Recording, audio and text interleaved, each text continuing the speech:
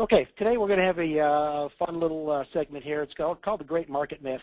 And it's really kind of the story of four physicians who each had $100,000 to invest, and they were going to invest it for 4 years, with the bet being whoever had the highest rate of return over those 4 years would win all $400,000. And it really kind of points out some really cool things here. But let's get right into this here. So we've got physician number one, who his investments over the 4 years went up 10%, down 10%, up 10%, down 10%. So at the end of the 4 years, his average rate of return was 0%. Physician number two, his investments went 4%, 4%, 4%, 4%. A nice, although be it very modest, climb and linear climb, so he had a 4% average rate of return. Physician number three, his went on kind of a roller coaster. Think back to maybe 2008, 2009, where in the first year it actually lost 80%, but again, we're going for 4 years, and his broker said, that's okay, stick with it. So you can see that it regained 60% year 2, regained 20% year 3, and actually went up 40% in the 4th year. So we had 3 strong years to offset 1 bad year, and his average rate of return over those 4 years was 10%. Physician number 4, he really went on a roller coaster ride. Went up 100, went down 50. Went up 100, went down 50.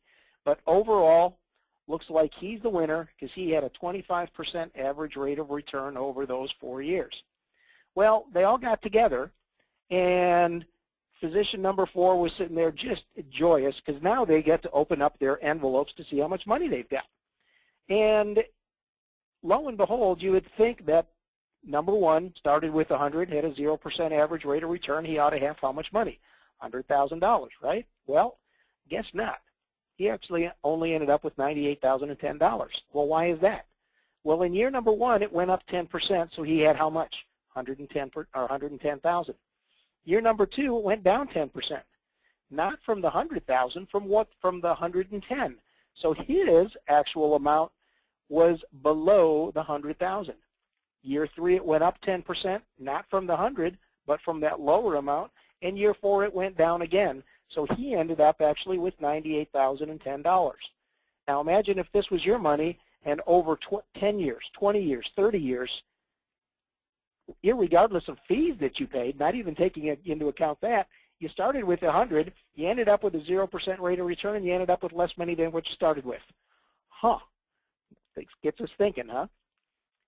Number 2, went up 4, went up 4, went up 4, went up 4. How much should he have? Well, he ought to have $116,000, right?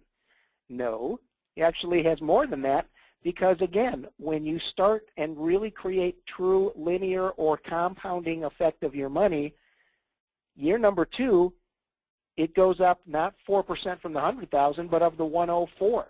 And so it continues to multiply and actually compound over time. So he ends up with greater growth than his actual 4% return. He got higher growth than his actual average rate of return. Number 3, again, he had 3 great years to offset a bad year. When he opened up his envelope, he started with 100,000, had a 10% average rate of return.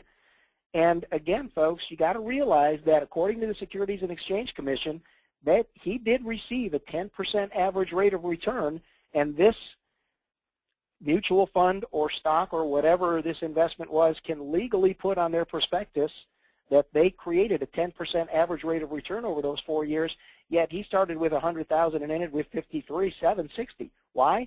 Year number 1, he lost 80%. How much did he start with year number 2? $20,000. So that even though it went up 60%, then 20%, then 40%, that's how much he ended up with. And number 4, started with 100, went up 100%, went down 50, went up 100, went down 50. Again, a 25% average rate of return. What's his envelope say? He started with 100, ended with 100. So he went up 100%, it went to 200,000. Then it lost 50%. 50% of 200,000 is what? 100,000. Did the same thing 2 more years, started with 100 and ended with 100. Pretty interesting, isn't it? One of the things that we have to start to really realize is that our good friend by the name of Dwayne Burnell wrote 2 books. You can get them on Amazon. One of them is called A Path to Financial Peace of Mind. The second one, his newest release, is called Financial Independence in the 21st Century. Our good friend Dwayne points out that math is math, money is money, math is not money. What we need to realize, folks, and what is really important, is the growth and control of our money. When we are taught to focus on rates of return, there is no correlation between the average rate of return and the actual growth or loss of your money. Average rate of return is not compound growth. Plug in whatever numbers you want to plug in. Take a look and start seeing in your own situation. What we at Physicians Wealth Resources do is we empower our clients to create growth control of their monies for their lifetime in contractual vehicles so that we create and you create this type of returns and this type of growth and this type of empowerment and control. This is Mike Smella signing off for now. Everybody have a great day.